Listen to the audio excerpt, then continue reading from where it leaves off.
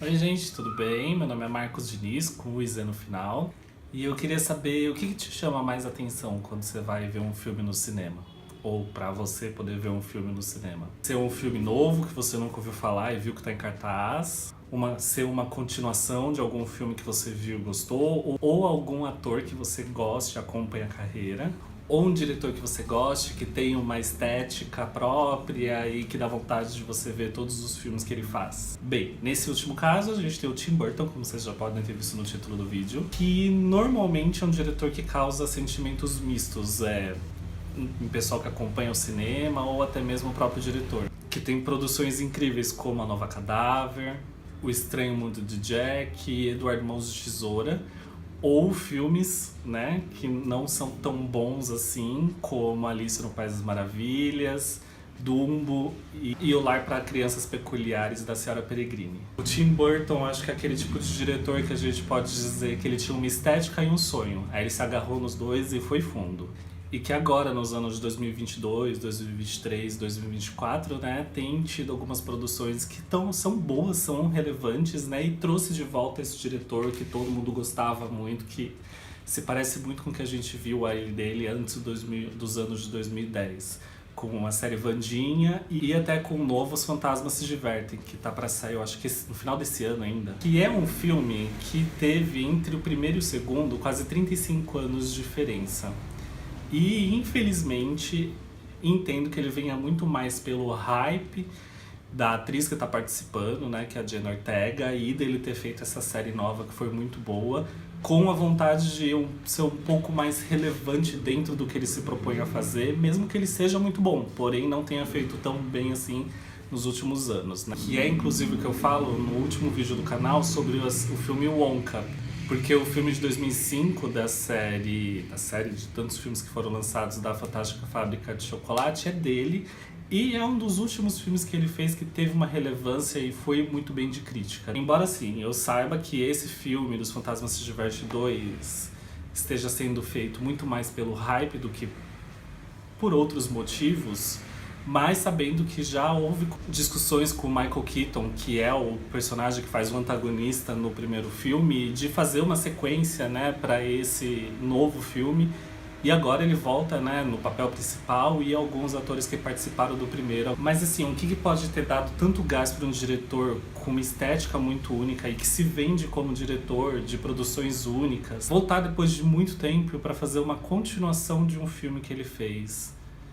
Entendo, acredito que seja muito por dinheiro também, né? Quem não gosta de dinheiro. Mas acredito que esteja muito mais atrelado entre relevância, né? E o que os produtores e executivos da produtora que faz esse filme quer trazer, né? Porque o dinheiro pode trazer muita coisa, mas ele também pode tirar muita coisa, que é muito o que aconteceu com Tim Burton. Porque, infelizmente, muito por conta da estética dele, tudo que ele conseguiu fazer dentro dos trabalhos, ali a partir de 2010 mais ou menos, começou a virar os olhos das grandes produtoras a fazer grandes produções, né? Com muito mais dinheiro, orçamento e dando mais liberdade para ele. Porém, essa dando mais liberdade a gente não pode confiar muito quando se diz no quesito executivos dando dinheiro. Porque a gente sabe que quanto mais executivos, mais gente metendo o bedelho. Porém, com o passar dos anos e quando ele entra aí nessa década, né, depois de 2010, na década de 2010, fazendo os trabalhos dele, ele parece muito mais estar focado em se copiar dentro dos seus próprios trabalhos e dos seus estilos, acabando ficando muito aquém do que ele costuma fazer, principalmente em questão de roteiro, porque a estética dele ainda assim não caiu tanta qualidade.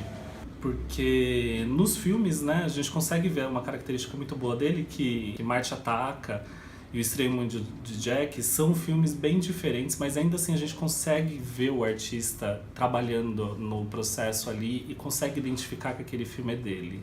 Que aí a gente consegue enxergar o estilo do humor dele, que ele costuma trabalhar nos filmes, os roteiros bem amarrados, e a história em si, que geralmente acaba engajando muitas pessoas, né, com muita originalidade, diferente dos trabalhos que ele fez ali posterior à Fantástica Fábrica de Chocolate.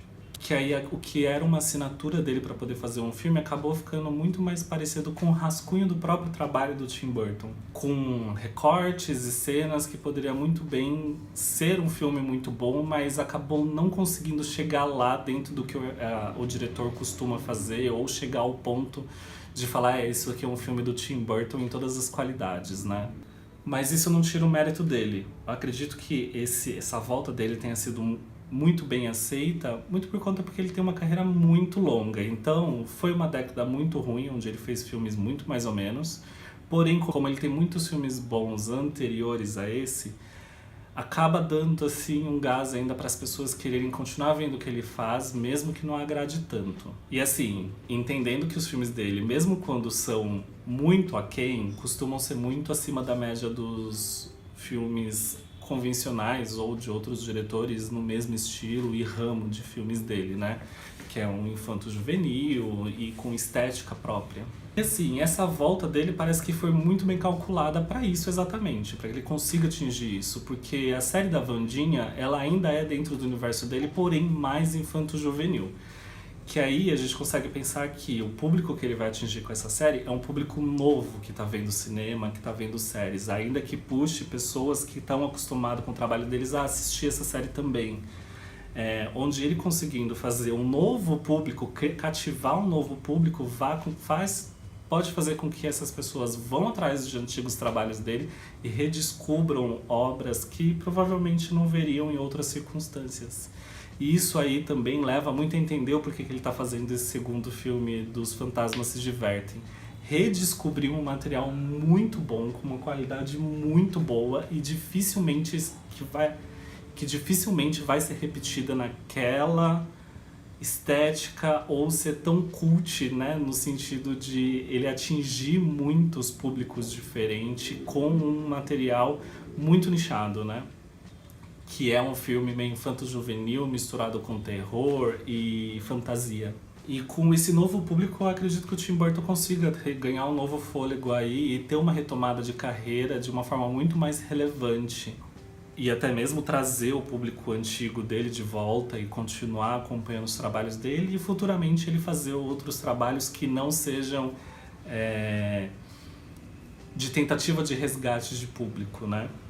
E agora não só falando do diretor em si, mas dentro das artes em específico, porque esse mesmo problema acontece com vários tipos de artista.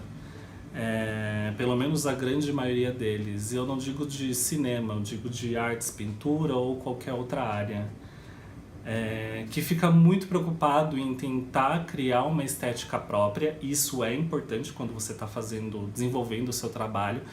Porém, nos últimos anos, com o advento das redes sociais, essas estéticas elas ficam muito presas e nichadas. Então os artistas eles acabam não tendo, eu não digo nem oportunidade, mas dando evasão à criatividade para as outras áreas. Que ser artista é isso, ser artista é o processo de você criar, é o processo de você estar fazendo alguma coisa nova e aprendendo. Ser artista é isso. Você ser artista não é só o que é essa produção final, ela diz muito pouco sobre o que é ser artista, você está vendo o resultado. Ser artista é algo que, tudo que vem antes dessa produção ficar pronta. Pode ser isso em meses durante a produção daquele projeto, ou anos na criação de uma composição, ou até a mudança de estética e de estilo conforme o passar do tempo. Porque é quando você consegue fazer essa transição e andar em outros âmbitos das artes e criar, explorar outros lugares, que você consegue trazer mais qualidade para o seu trabalho.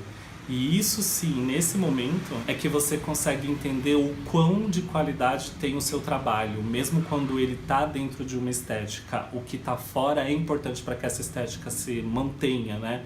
Esteja em pé. Principalmente se você está muito preso numa estética e não explora outras coisas, daqui a alguns anos pode ser que você olhe para trás e entenda que não valeu a pena ficar dentro de um nicho específico, fazendo um tipo de trabalho específico, às vezes até se copiando, que é isso que o público entende quando uma pessoa faz muito de uma coisa só. Isso não é ruim, tá? Mas é você se prender pelo algoritmo. E às vezes até se perder e não conseguir desenvolver outras coisas que poderiam trazer, não frutos, mas trazer uma experiência que poucos artistas conseguiriam ter se tivessem aberto esse leque, né, de oportunidades de aprendizado. Então é isso, gente. Espero que vocês tenham gostado do vídeo. Se inscrevam no canal, curtam o vídeo e a gente se vê na próxima. Tchau, tchau. Até mais.